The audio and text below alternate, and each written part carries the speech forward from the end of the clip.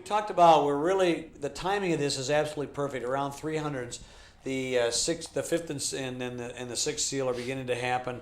The sixth seal, let's see, are we up to the sixth seal? I looked in the open, the sixth seal, and behold, there was a great earthquake, and the sun became black as sackcloth of hair. We read that last segment here. The stars of heaven fell to the earth. Basically, the powers of heaven were being shaken. They're being thrown out. The Roman persecutions were being thrown out. The moon became like blood. This is a judgment on a nation. We see this in the judgment against the same language was used against Idumea, Egypt, Babylon, many places. The same symbols. You can look in the Old Testament when it's talking about sun, moon, stars. Jesus actually uses it, quite frankly, and this is one of the things they make a mistake on when they're dealing with Matthew 24. Sun, moon, and stars will be darkened. This is talking about Jerusalem. Israel is going to be done away with. They were over. It was a judgment on that nation. And that symbology is very consistent and used a lot. So what happened, in fact, Haley talks about some of that as well. Isaiah used it predicting the fall of Babylon, Isaiah 13:10. Ezekiel in predicting the fall of Egypt, Ezekiel 32:7. Similar language appears in Isaiah 34:4, Joel 2:30 and 31, Acts 2:20, seeming to refer to God's judgments on nations. It could be the final day of judgment as well, but I think these, since there's all different kinds, same language is used, and it's always talking about different nations, it would seem to me pretty consistent that this was the fall of the Roman Empire, or not the fall of the Roman Empire, but the absolute change of the guard, if you will.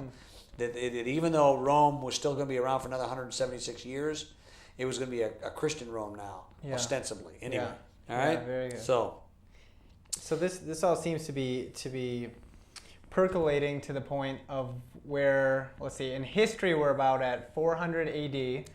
Just a little before that. Yeah, whatever the seal may refer to, it seems like a prediction of the 4th century upheavals in the Roman Empire. The empire ceased its persecution, as we said.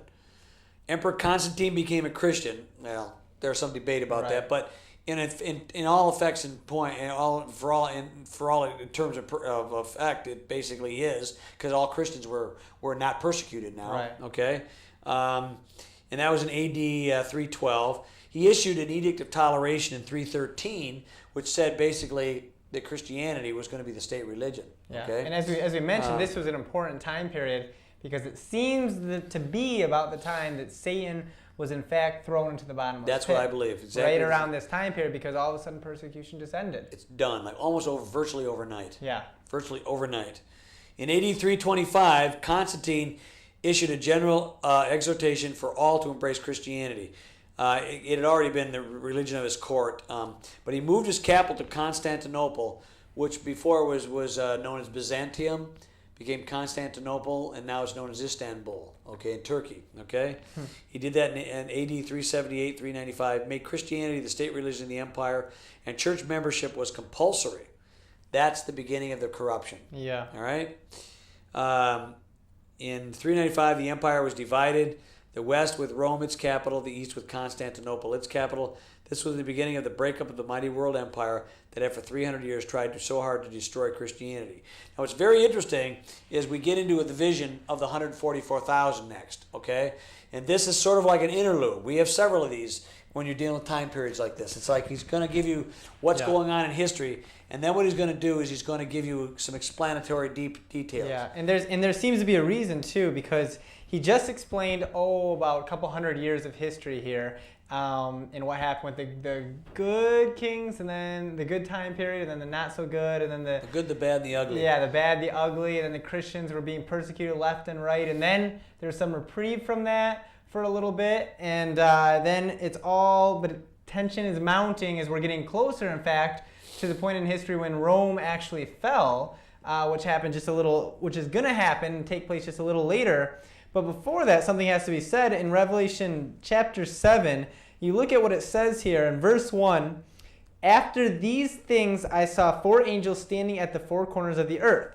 So we see it's after these things took place that he sees this next vision. Yep. So he went through seeing all this stuff that would take place, and now he goes, after these things, I saw 4 angels standing at the 4 corners of the earth, holding the 4 winds of the earth, that the wind should not blow on the earth, on the sea, or on any tree. So it's holding back what's going to be a mighty, mighty wind that's going to blow through. And the wind might very well indicate the destruction of the Roman Empire that's about to come. Yep. But they're holding back. It's almost like a gasp of wind right before. And what happens in this time of holding back?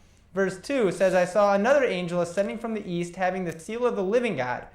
And he cried with a loud voice to the 4 angels to whom it was granted to harm the earth and sea, saying, do not harm the earth, the sea, or the trees until we have sealed the servants of our God on their foreheads. So now we see why they're holding back the breath. What they're going to do while they're holding this back, this mighty wind that's going to change everything in Rome on the destruction, is because they wanted to go and seal those who are truly God.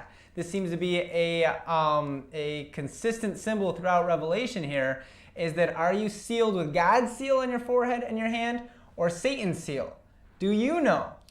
Get the mark of the beast or the seal of God. Yeah. Who are you serving? With your mind and with your hand. And so this is similar also to Ezekiel. In Ezekiel chapter 9, they went out and they sealed everyone who was really mourning for the sins of the land. And they said, all the people who have their seal, they're not going to be harmed. But everyone else, go and destroy everyone else. It's very similar. It's alluding to a similar thing that's happening here, is that they're going and sealing, and God's marking who is truly his at this time period, because everything's going to change very soon when the Holy Roman Empire comes out and the Pope declares that the Catholic Church is this state religion.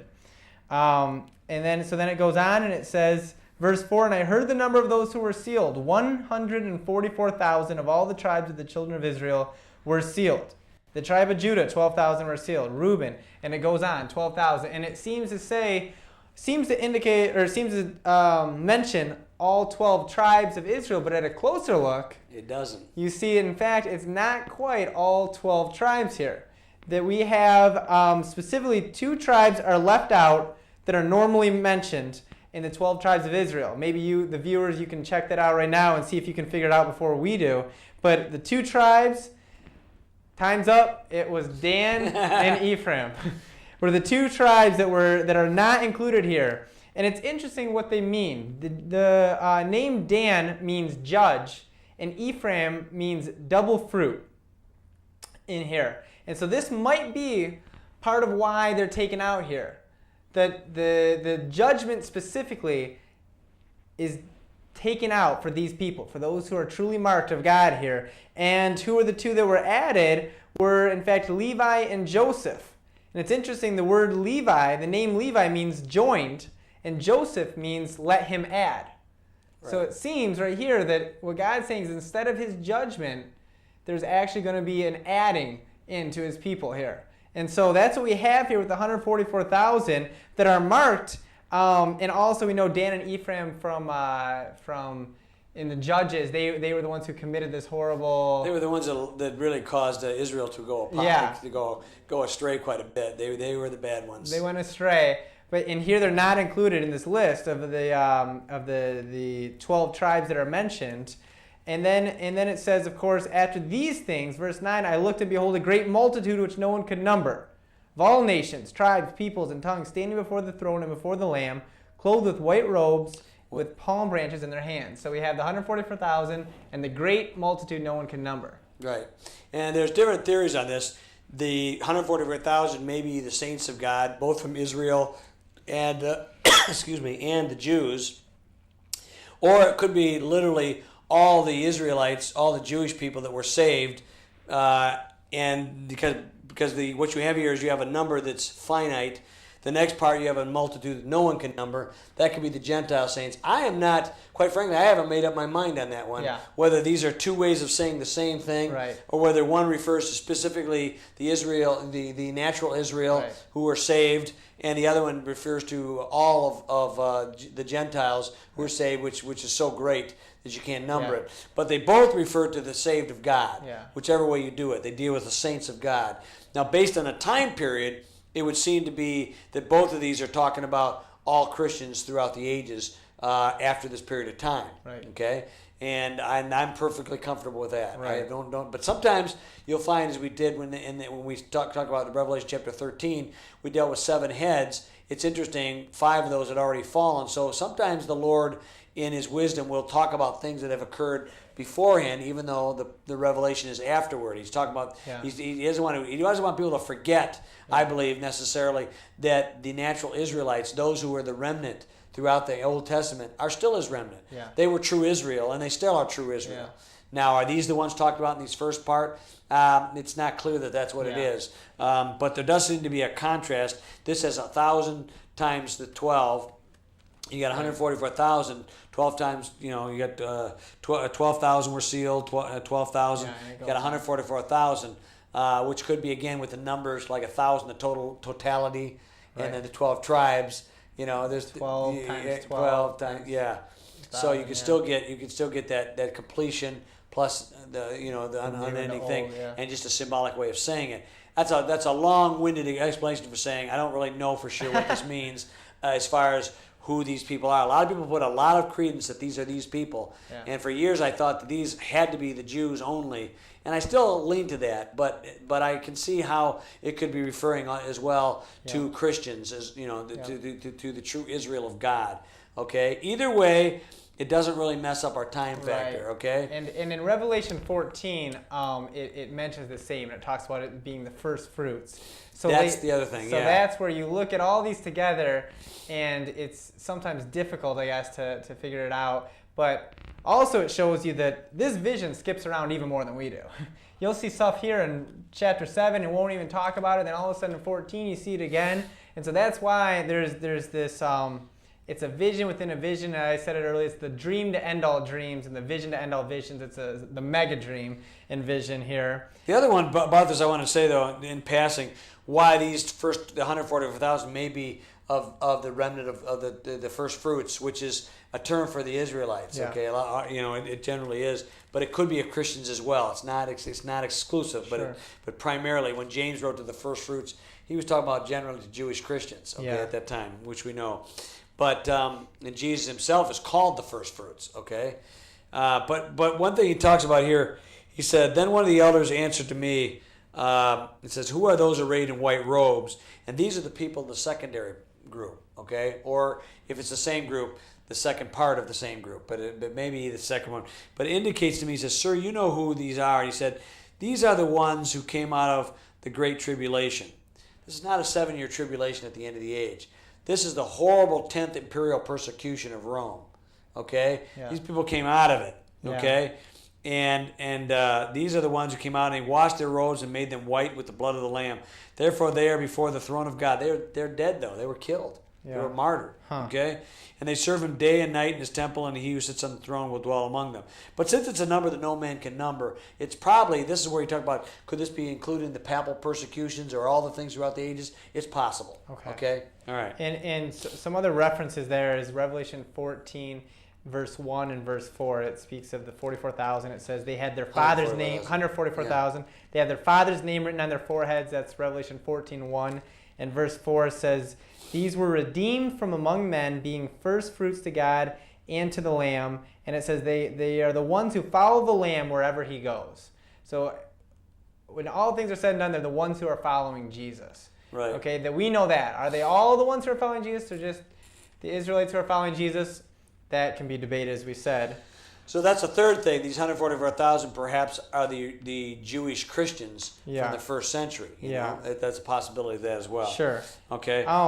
One other thing I wanted to touch on here, in Revelation 7, you see what they're doing. In verse 9, it says, after these things I looked to behold a great multitude which no one can number, of all nations, tribes, peoples, tongues, standing before the throne and before the Lamb, clothed with white robes, which talked about that before, that's the righteous acts of the saints, with palm branches in their hands.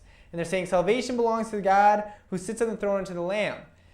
Quite possibly, the other time we know there's palm branches, it was in anticipation of the revealing of the King. Of the revealing of the King. And so very much this is what's happening here. It seems to be that the palm branches are in anticipation of the revealing of the King, which is the whole theme of Revelation is summed up in one verse, is when the kingdoms of this world become unto the kingdom of God. And of course that leads us into the next thing we're going to go into. In chapter 8, because we're in chapter 8 now. But before that it says that they shall neither hunger anymore or thirst anymore. The sun shall not strike them nor any heat. and the Lamb who is in the midst of the throne will shepherd them and lead them to living fountains of waters, and God will wipe away every tear from their eyes. These guys were martyred and killed and everything else, but now their suffering is over. Yeah. Okay. But they still say they later on they go, how long are we gonna wait? How long before you fix this up? Yeah, very good. Okay. So what I find interesting about this, by the way, though, is do not harm the earth, the sea, or the trees until we have sealed the servants of our God on their foreheads. It's interesting. Some of this we get into the earth, the sea. That the earth is the fallen part, or it could be the religious system, the sea, the world. Yep. Trees are humanity. Don't do anything till we get all this done. Mm-hmm. The God is in one sense though, it talks about the seal of God. We've been sealed before the foundations of the world. Right. So you know what I mean? It's true. It's an interesting point about that. Okay, just in passing in there. Really, we start researching because you really can start opening up to a lot of different things. It's very good. And as we said, this whole chapter is the gasp right before this mighty blowing of wind that's going to happen and change the course of everything that's going on. So that's what 7 is, almost like a parenthesis, just before something major is going to happen, and that leads us into chapter. When he opened the 7th seal, there was silence in heaven for about a half an hour. I say, okay, now what happens? I didn't understand for years there was silence. Then I saw the 7 angels who stand before God, and to them were given 7 trumpets. So it's very clear what's going on here is that I tried to say one time when I tried to make the 7 trumpets be totally independent of the 7 seals. Yeah. Well, then what happened at the end of the 7th seal? Nothing. Yeah. Silence in heaven for half an hour. Yeah. That didn't make any sense to me for a long time. Yeah. Yet I held stubbornly onto the idea that these were consecutive or concurrent things. That they all ended in the number 7. Yeah. And by the way, I've consistently stayed with that. Yeah. But I didn't understand that. As I've said earlier, the 7th trumpet is included in the 7th seal. Yeah. Just as the 7th vial is included in the 7th trumpet. Yeah, I believe. very good. So the all 7th seal opens up to the 7 trumpets. Right. You got a bud opening up into a series of another 7 buds. Very good. And they open up into another series of 7 buds. And right before that, it's like the calm before the storm almost. That's right. Silence for half an hour, and then I'm going to do it. Trumpets are given. Now announcements are going to be made in the earth. Very good. All right? Then another angel, having a golden censer, came and stood at the altar. He was given much incense, that he should offer it with the prayers of all the saints upon the golden altar, which was before the throne. Again, the incense stands for the prayers of the saints. And this is a book of symbols. And they do matter. And they do matter. And the smoke of the incense with the prayers of the saints ascended before God from the angel's hand. Then the angel took the censer, filled it with fire from the altar, and threw it in the earth. And there were noises, thunderings, lightnings, and an earthquake. There's that earthquake again. So the 7 angels who had the 7 trumpets prepared themselves to sound. The first angel sounded, and hail and fire followed, mingled with blood, and they were thrown to the earth. And a third of the trees are burned up, and all the green grass are burned up. Remember it says don't harm the grass in the field? Yeah. This is why I think it's leading up to this kind of thing. Very much it is. Then the second angel sounded, and something like a great mountain burning with fire was thrown into the sea, and a third of the sea became blood. You want to go on from verse 9? Yeah, and in verse 9, and a third of the living creatures in the sea died, and a third of the ships were destroyed. Then the third angel sounded, and a great star fell from heaven, burning like a torch, and it fell on a third of the rivers and on the springs of water. The name of the star is Wormwood. A third of the waters became wormwood, and many men died from the water because it was made bitter. Then the fourth angel sounded, and a third of the sun was struck, a third of the moon, and a third of the stars, so that a third of them were darkened. A third of the day did not shine, and likewise the night. And I looked, and I heard an angel flying through the midst of heaven, saying with a loud voice, Woe, woe, woe to the inhabitants of the earth, because of the remaining blast of the trumpet of the 3 angels who are about to sound. Now this is not a rock and roll angel going, whoa, whoa, whoa. This is not good, okay? There are 3 of these. And the Bible will talk about these 3 woes in a minute here.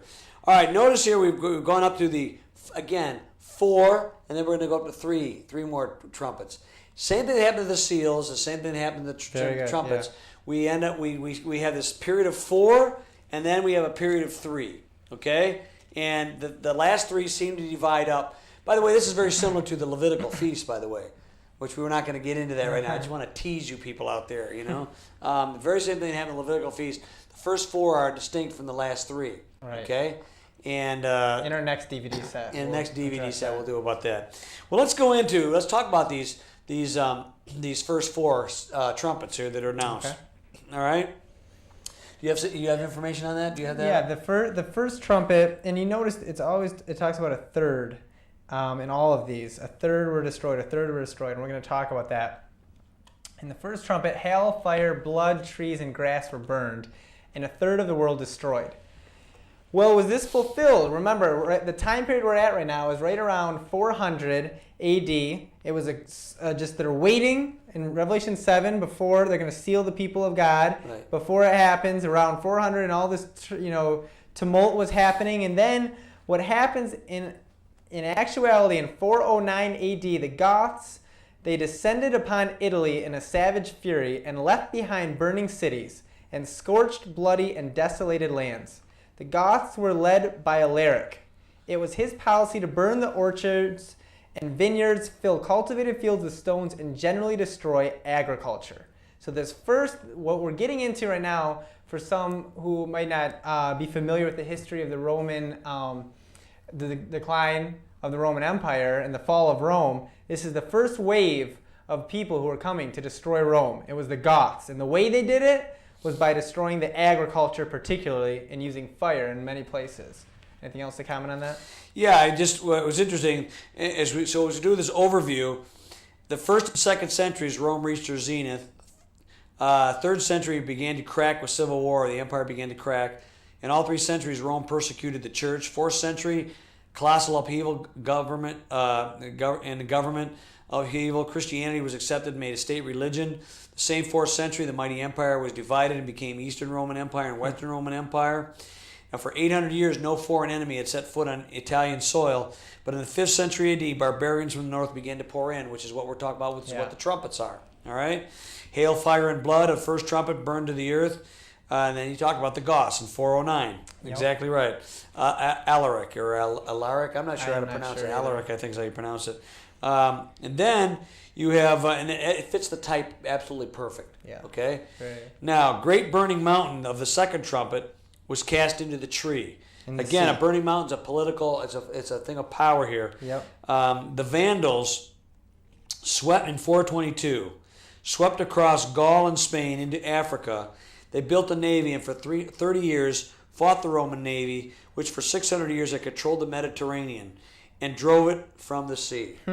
So now the big mountain, the Roman mountain is gone. So the next attack was from the sea. Yes, to correct. To me, this is very, very significant that it's showing the way that Rome would fall. And this was, I mean, you can say, well, why a whole chapter of Revelation just on the fall of Rome? This was significant in history. It's huge. It affects even things that we do today and things the way we think today because of all the implications of this fall. Right. And so the first wave was through the land, and then the next was through the sea, and then we have the third trumpet. It's a great burning star, third trumpet, fell upon the rivers. This is really cool. All right? This is Revelation chapter 8, verse 10 and 11. Attila the Hun, from the depth of Central Asia, appeared in AD 440. Now he appeared on the banks of the Danube. And this is really interesting to me. At the head of 800,000 fighting men pushing westward, he met the Roman armies and defeated them with awful slaughter successfully on the river Marne, the river Rhone, and the river Po, so that these rivers actually ran with blood. All right? He, loaded with spoil, he returned to the Danube where he died. The river was turned aside and his body buried beneath its bed. The waters still flow over his grave. He was indeed a scourge of the rivers. Okay? I mean, they actually diverted the path of the river so that they could bury him into the river Danube. And then they went back over and the waters go right over him. It's really amazing. Okay? Sun, moon, and stars darkened the fourth trumpet.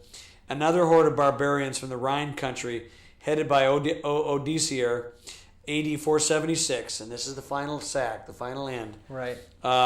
Besieged and took the city of Rome. 4 successive blows: Gothic invasion of Italy, 409; Vandals' destruction of Roman navy, 422 to 452; Attila's awful slaughters on river systems of Central Europe; Odysseus' seizure of Rome. Under these appalling disasters, the mighty Roman Empire, which for more than half a millennium, 500 years, had ruled the world, went down. The light of Roman civilization went out, and the dark ages of the world began. The third part is interesting. The Roman Empire fell in 3 sections. Okay? Over and over it talks about the third. 3 sections, okay? The western part, Rome its capital, by all odds the most powerful part of the original empire, fell in 476. The Asiatic and African parts of the empire were overrun by Mohammedans, or Islamic people, in the 7th century A.D., and the Eastern European Empire split off from Rome A.D. 395 with Constantinople as its capital, fell to Mohammedans or to the Turkish Islamic people in A.D. 1453. Which is actually, it will be revealed in the trumpets. And that's what's coming up trumpets now. to come. And something else that maybe you know, maybe the viewers notice, the first angel affects where? The land. And the next one, the waters, and then the seas, and then it talks about the sun, the moon, and the stars. Right. This should sound familiar. As we said, we need to know the beginning and the end in all the Bible, and this is the order of creation as well. That it talks about the world coming forth, and then the seas being created, then the sun and the moon and the stars on day 4. And so everything is related here. That's very wild. The way first God the natural, does it. then the spiritual. Yes, very good. Yep. So then moving on, we have in verse 13, it's a prelude in anticipation of what's to come. As Rich pointed out, that there's first 4, and then there's a split for a little. The 4 are concentrated, and then there's a split, and it goes on to the next 3. And it also says there's going to be 3 woes as well to the inhabitants of the earth. These things will be intermingled. You'll see the woes will come, and then the trumpet will sound, and then another woe here, and it'll go on like that. Right. It's very important because now the 5th angel is about to sound, and the 5th angel is. It says, I saw a star fallen from heaven to the earth. To him was given the key to the bottomless pit. This is very important, interesting. The bottomless pit is going to be open for a little bit here.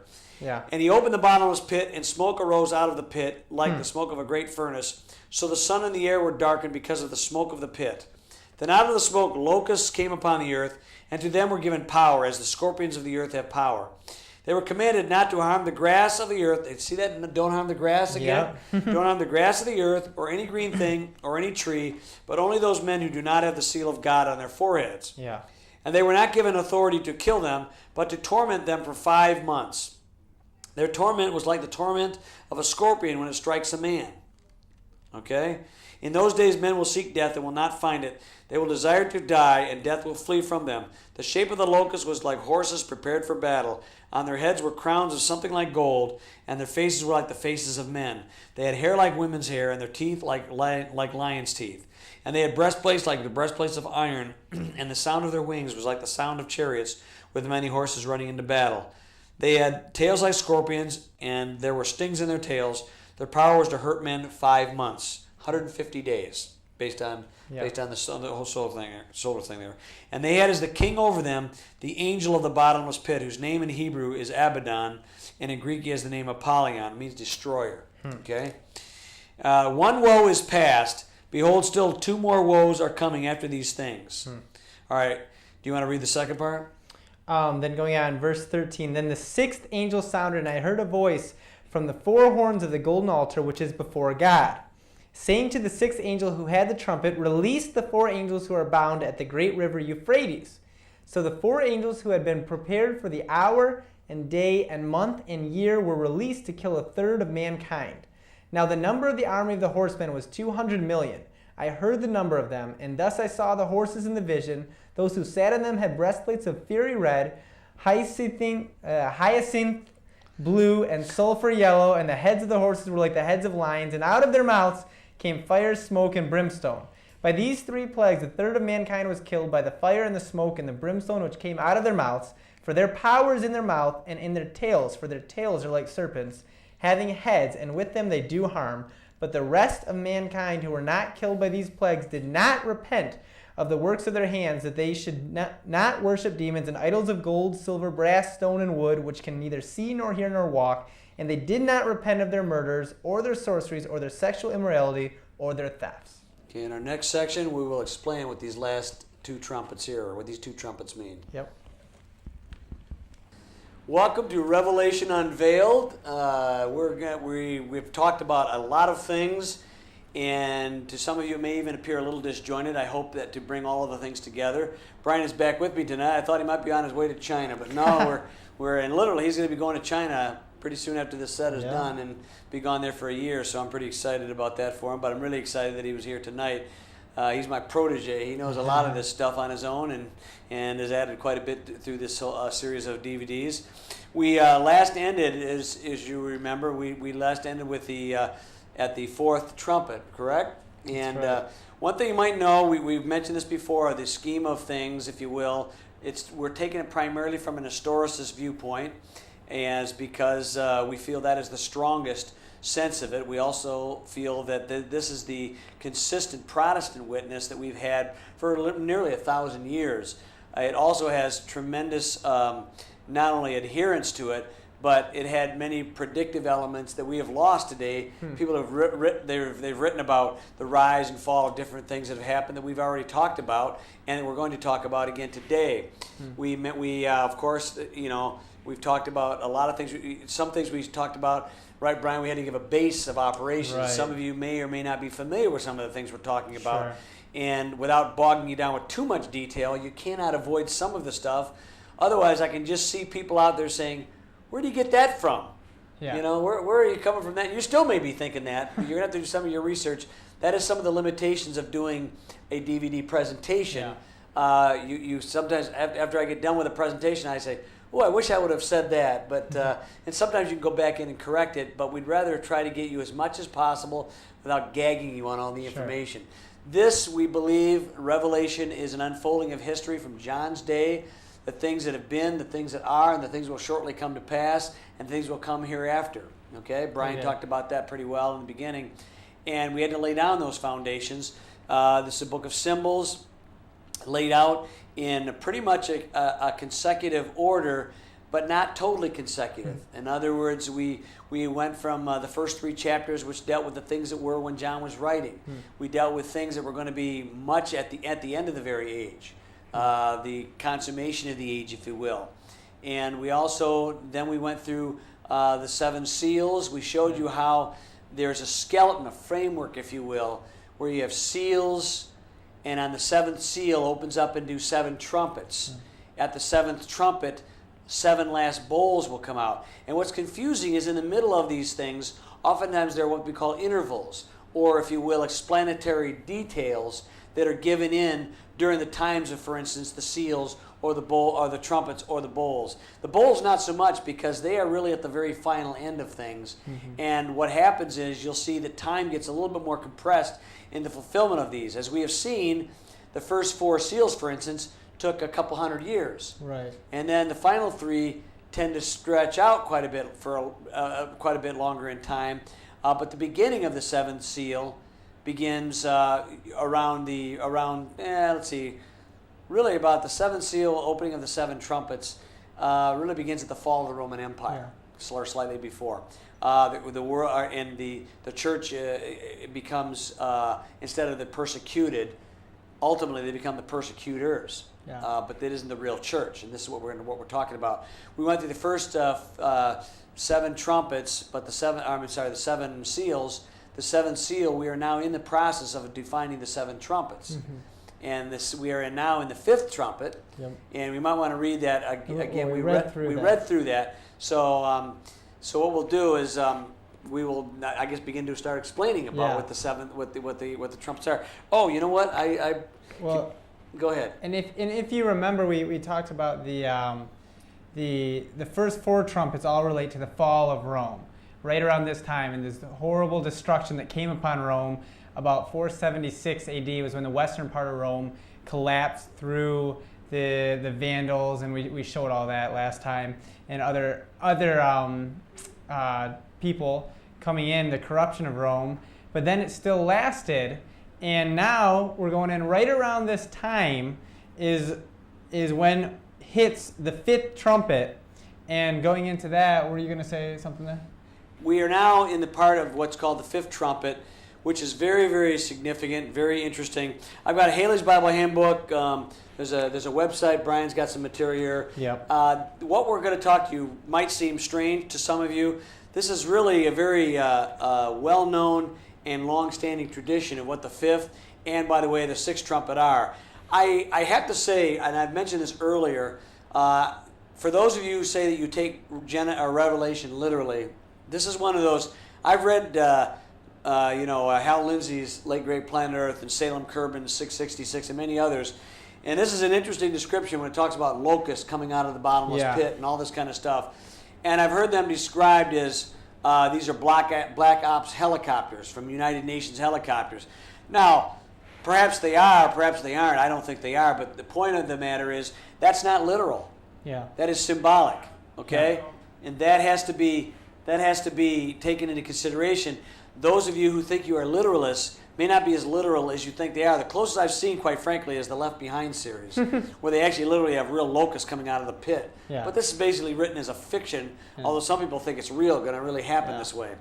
Hopefully we will disabuse you of some of those notions and show how these fifth trumpet, sixth trumpet, and these are the beginning. We read about woes yesterday. Remember that? Yep. And the last segment we were talking about. So without further ado, let's see. Do you want to? You notice, in what you have here at the beginning of chapter 9, you see a star that had fallen from the sky to the earth. And it talks about the fifth angel. Now remember, we talked about this before. A star is a spiritual power, not always a good. In fact, a lot of times it's a bad spiritual power that will come down, though an angel that has fallen has come down. And so here we have the star coming down from the sky to the earth, and then the star was given the key, and from this bottomless pit where Satan was, and at this time we believe he is in the pit. Correct. However, something comes out of the pit. In fact, that's what's very amazing. And first of all, what does it say? Why don't you read that again just for our own reference? Yeah, verse 2, when he opened the abyss, smoke rose from it like the smoke from a gigantic furnace. The sun and sky were darkened by the smoke from the abyss. And out of the smoke locusts came down upon the earth and were given power like that of scorpions of the earth. They were told not to harm the grass of the earth or any plant or tree, but only those people who did not have the seal of God on their foreheads. They were not given power to kill them, only to torture them for 5 months. And the agony they suffered was like that of the sting of a scorpion when it strikes a man. During those days men will seek death but will not find it. They will long to die, but death will elude them. All right. That's the fifth trumpet, right? Right. All right. So what's going on? We talked about spiritual powers falling, being thrown out, being cast down. What I think is, and a star going in, open, had the key to the bottomless pit. And all of a sudden, smoke comes up, and you see the light is darkened by the smoke. There's going to be a darkening that's going to come in, and specifically a spiritual darkening that's going to come in at this time, because the star fell to bring smoke to darken the sun and the moon, and these are usually, in Revelation, they're spoken of as spiritual things, as good spiritual things, the sun and the moon, like God the Father, who says he is like the sun, and in the final chapter of Revelation, he is the sun that shines, but here it's darkened. So the true spiritual nature of Christianity is being darkened by some influence at this time period, right after the fall of Rome. Yeah, it's amazing. Rome gets Christianized, but then suddenly things begin to rise up. We already described the beast out of the sea and out of the earth in Revelation 13, and now you're going to understand why we talked about that in advance. One of the reasons, of course, it was easy to correlate the symbols in that chapter with Daniel, of which there is no dispute whatsoever. But here we have an obfuscation, an obscuring, if you will, of the truth that's coming out. Now, some of that happened from the papal abuses that were beginning to happen at this time, but also the actual smoke was let out of the bottomless pit, indicating something new was happening. Something was going to obscure and confuse and cause many people to lose their way as far as the light of Jesus Christ. And this is indeed what happened. Although the devil didn't get out here, some of his doctrine did get out. I had a person ask me once when I mentioned to him, and when we get through this, the idea that it's amazing how false doctrine either preceded Jesus Christ or postdates the French Revolution. And you'll see why that's important later on, except for one doctrine, which is called Islam. which we're fighting today quite a bit. It's going to sound like I'm very topical, but this is an old teaching. I'm telling you, several hundred years. People even before this, the rise of the Turkish Islam and things of that nature. There are people thinking that this must be what's going on. This is what's going to happen. This is what has to happen. And without any further ado, we'll explain the symbol here. First of all, it says, and Haley, he describes it, this host of horrible monsters. They have a complex appearance. They look like locusts, which are, of course, like desert. They come out of the desert usually. Yeah. All right. Scorpions, again, a desert creature. Yeah. This is giving you clues to the nature of this thing. Yeah. The scorpions have a sting in their tails. They're poison. They strike fast. Okay. This is what we see in the rise of Muhammad and his armies. When he came out of Medina, he started, obviously Islam started in 622. Muhammad, actually earlier than that, we're getting these visions, and he didn't even know if he was demon-possessed, but his wife said, no, you're not. You should write these down. I think Muhammad was right in the first place. But the fact of the matter is, he was demon-possessed, and his revelations are causing the deaths of untold millions of people through this false obfuscation of the light of the gospel. Now, the fact of the matter, it says they horses. We know that out of Arabia, what are one of the Brian? Yeah. one of the most famous type of horses in the world are the Arabian horses. Sure. Fast, swift, and his armies came in with lightning strikes. And it says at verse 7, it says the locusts looked like horses prepared for battle. And it goes on with their descriptions we have already read. They're also described, lions' faces, human heads. They come out of the abyss, the bottomless pit, which has been described many times already, led by Abaddon or Apollyon, basically, which means the destroyer. Now, this, and Haley talks about who was the devil. Don't believe so, based on what I'm saying, or one of his angels. This is what I do think, one of his higher ups, if you will. He is a destroyer. I suppose you could say it was one of his devil, but the Bible says we fight against principalities and powers. Right. But I believe the devil or one of his angels. Anyway, this indicates the hellish origin of the woes to follow. And what does it say earlier? Woe, woe, yep. Woe. All right. Satan has already been mentioned as persecuting and corrupting the churches in Smyrna, Pergamum, and Thyatira, and is named as instigator of Rome's imperial persecutions of the church. Of what he is about to do in the locust plague, we are warned, woe, woe, woe, hinting at his frightfulness. There are three woes, and this is very important to understand because we're going to find out when we go through the interval, the 1260 synchronous years we talk about. There's a lot of things that deal with overlapping symbols. We talked about a little bit with what we did with Revelation chapter 13. It's important for you to remember these things. There are many, many things talking about this. They all this period of time is synchronous. They all are the same period of time, and we get different aspects of what's going on here. But in the middle of this, the first woe, we find out these demon locusts are thought by many commentators to be a predictive picture of the rise and the spread of Mohammedanism. Some people think it might be of the tribulation period, but again, we've told you reasons why we don't think it is. We're going from an historicist theme right at this point in time. I don't believe there's enough time to do all the things in 7 years to do all the things described in the book of Revelation. Yeah. There's just not enough time. Shoot, we have a hard enough time just talking about what's going on. Yeah. It's feel like 7 years, But anyway, Muhammad, in the 7th century, Mohammedanism or Islam swept the Eastern world like a tidal wave and blotted out Christianity in the Southwest Asia and North Africa. Okay? The Euphrates and Nile valleys, the eastern and southern borders of the Mediterranean, lands of the Bible story, lands in which the Bible originated and grew, lands in which God's revelation of himself to mankind was nurtured and brought to completion, lands in which God formed and trained the nation Israel. For 2,000 years, basically they were blotted out in almost overnight. Okay? This was the cradle of Christianity, these areas. In one blow, Christianity was blotted out, and Mohammedanism was established, or Islam, and they have been Islam ever since.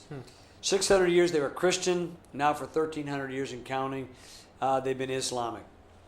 More Islam are now in the world than Protestant believers, and it's rising every day.